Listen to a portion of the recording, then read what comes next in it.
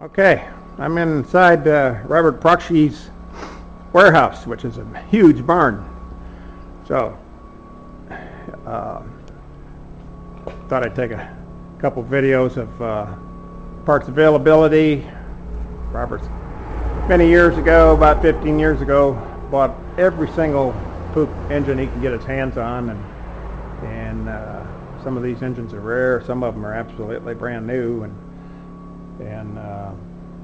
here's an invalid car. These things had an automatic transmission in them, 650 cc, and these things would haul butt. These were made in England, and they were supposed to all be crushed, but this one got snuck out of England, and it's all fiberglass body, and you put your wheelchair inside of it, and you got yourself a blaster. They had governors on them, but some of the talented wheelchair people took the governors off, and they could easily hit 70 miles an hour. It's a little scary in a wheelchair.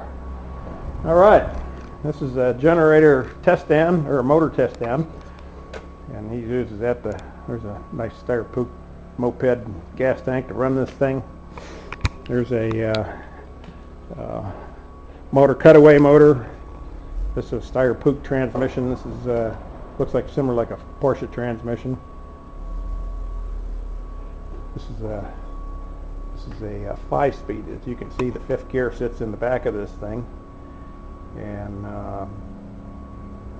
this is your special handmade 5-speed transmission. There was 20 of them made.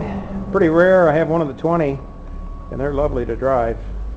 They have overdrive 5th gear in them, and the 3rd and 4th close ratio, and 2nd, 3rd, and 4th are real close versus a little long, which is a pretty neat transmission. Here's your Puch generators. These were available. If you could hunt around for them, you could find them. Here's a Puch tractor, homemade. I think this is part of the Puch prototypes that was at the factory. Anyhow, that is a garden tractor. There's a Fiat Panda. There's some transmissions. You need a transmission. Robert's got a couple of them. Good shot of the trans. There's a 500D Puch automatic. This is a Saxomatic. Pretty rare piece. It probably made about 10 of them. I don't think very many of them got out the door. Here's a Russian 4-wheel drive tank. This belongs to a friend of mine. Pretty interesting piece. Actually, there was a lot of Ford parts in that thing originally. And then let's go over here. There's some pictures of the back side of those motors I showed you earlier. It goes sky high all the way up. Anyhow, to give you an idea of the size of this barn, this baby's pretty big. There's some more engines over here on this side. There's a whole rack of them.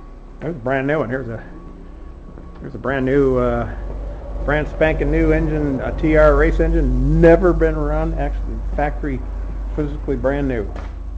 And it's never been turned over, never been run. So God only knows what that thing's worth. Pretty interesting. That's probably about 55 horsepower. Over here, some Fiat 126s. There's an Auto Bianchi. There's another Fiat Panda over there.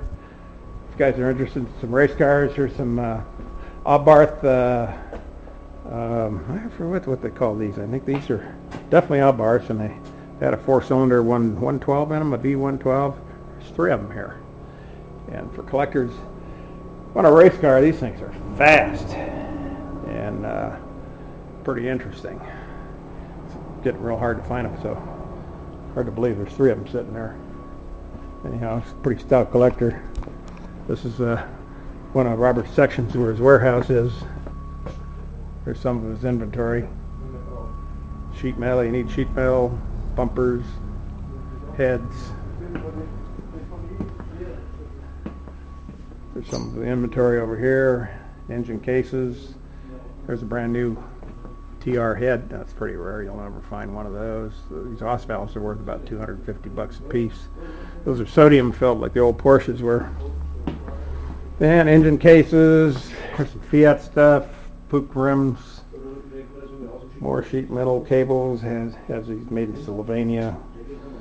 There's some big bore kits. He's good about making 100 750 cc big bores. There's a brand new Fiat front. And reorganizing stuff at the moment, so give you a good idea.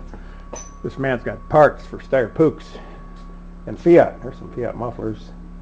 Those are a pile of spaghetti. And here's some new hoods. Most of the Fiat parts fit, except not everything, but a lot of the stuff did. There's a Monte Carlo exhaust system. That's actually a Nürburgring. That's what I have on my race car.